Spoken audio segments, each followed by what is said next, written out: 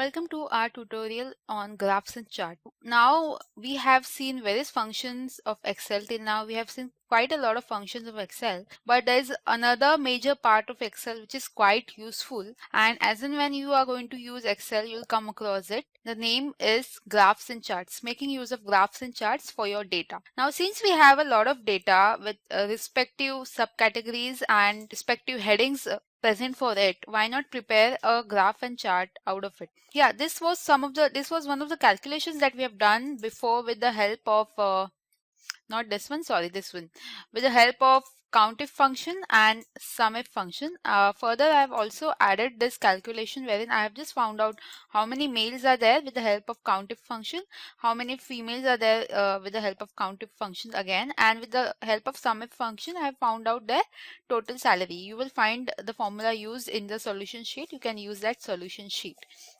Okay, now for the department wise employee count that we have, for example, in marketing there are 7 people, in IT, finance and support we have 4 people respectively.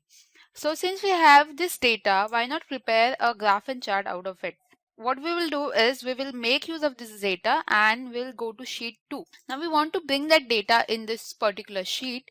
So how am I going to do it? It's quite easy. I'll show you 2 approaches. First is by linking it.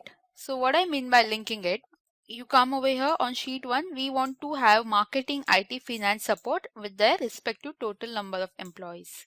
I'll select any cell in which I want to link the data or in which I want the data to be present. I'll put equal to sign and I'll go to sheet 1, the sheet where my data is present. I'll go to sheet 1, click on marketing, okay, and then click enter. You can see from sheet 1 we have copied cell C30. If you want to cross check, marketing is present in cell C30, okay, column C and row 30. So what we have done over here is we have linked the data from a particular sheet. Okay, now we want to link other data from sheet 1 also. So what you can do is either you go one by one. So again you input equal to sign, go to sheet 1 and you click on IT which is present in cell C31 and click OK or enter. So again IT will be copied, or what you can do is for the next 2 things you can just select this 2 once you see this plus sign and drag down till 2 cells, so that automatically finance and support department gets copied from sheet 1. So you can see the link present over here for finance department which is present in cell C32 from the sheet 1. Click on escape, so you are back to finance. Now we want to copy the number of employees which are present in each of the department. So again, instead of linking it one by one, I'll show you one more shortcut. You just select everything. Once you see this plus sign, drag it to your right and then the respective numbers are automatically copied. Okay, so just wanted to show you how linking the particular cells from different sheet takes place. This is one approach. Second approach can be you just copy everything using Control C, Control V. I'm using Control C. Wherever you want to paste it, you can just Control V. But now what happens is the function is used in sheet 1.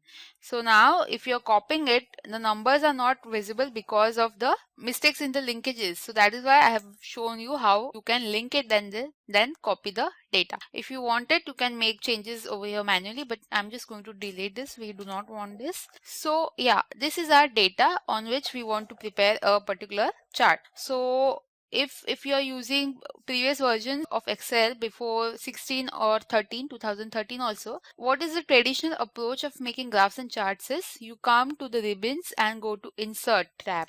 Click on insert tab and the option for charts is present over here. This entire thing is for your charts. So I'll just tell you what are the different charts you can make. You can make column charts.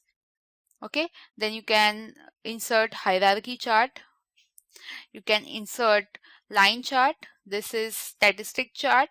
You can insert pie chart. You can insert scatter chart. This is another type of chart wherein you can insert surface or radar chart. So let's first make use of a normal chart pattern. This is the traditional approach which I was telling you. You go to insert function and select any of the chart which is present. But I'm going to show you a shortcut in which what you need to do is select this data. So I've selected this data. Once you see this dialog box which is present over here, click on that. Since we want to insert chart, you click on charts and I'll select clustered column chart. So I'll click on this chart pattern. So click the chart pattern which you want. If you want something more, you can click on that and more options will be present. But just let's click on clustered column chart and we have our chart which is present over here. Bring it wherever you want to place it. Now this are our columns. Okay. This is our chart area. This is our chart title. This is our axis. This is the vertical axis. This is the horizontal axis. And if you want to view something more or you want to do some more editing, you just click on this plus sign, wherein all the chart elements are now visible. We have option for axis, axis title, chart title. You have data labels, data table, error bars, grid lines, legends, trend lines. We're going to see each one of this one by one. Let's first go to axis now. Now, as I told you, we have a horizontal and vertical axis. So what if I just want to keep the vertical axis? Can you see now everything from here disappears? I have just kept primary vertical axis as checked. This is unchecked. Okay, so everything else which was present over here is now not there. If I just click on a primary horizontal, my horizontal axis only will be visible, vertical axis will not be visible. But we would like to keep both of them. I'm selecting both of them. Now axis title. Now this was the axis. But what are these numbers or what does this mean? That you can write down with the help of axis title. Now when we come to this numbers, this is our employee count, correct? So I want to specify this over here. So I'll just click inside this. I'll delete whatever is present and I'll write my axis title. So I'll write down employee count. Okay, employee count is my axis title for this chart. So if I want to edit this further, what I'll do is I'll just click on this, go to home, and you can change the orientation in which your axis vertical axis title is present. For example, currently we have rotate text up, which is been displayed over here. If I click on this, let's see what happens. Can you see? I just selected angle counterclockwise. If I select angle clockwise, this is how it will look. Vertical text up will look like this. But I think rotate text up is looking quite good over here. So we will select this option for rotate text up. If you feel like selecting any other option, you can do that as well. I'll increase the font. Okay, for font, where is it present? For increasing the font, you can increase it directly from here. So let's make it 14. Okay, I'll bold it, make it bold. Color, let's select the black one. Okay, so this is my employee count, looks good. Coming to, if you want to display this first sign again, you need to click on the chart. Okay, so click on the chart and this plus sign again will be displayed properly. So we have not yet included the chart title. It's checked, but I need to edit this. Okay, so I'll select this everything. Now what is our chart about? It is department wise employees. Okay, so let's write down that department wise employees. This is my chart.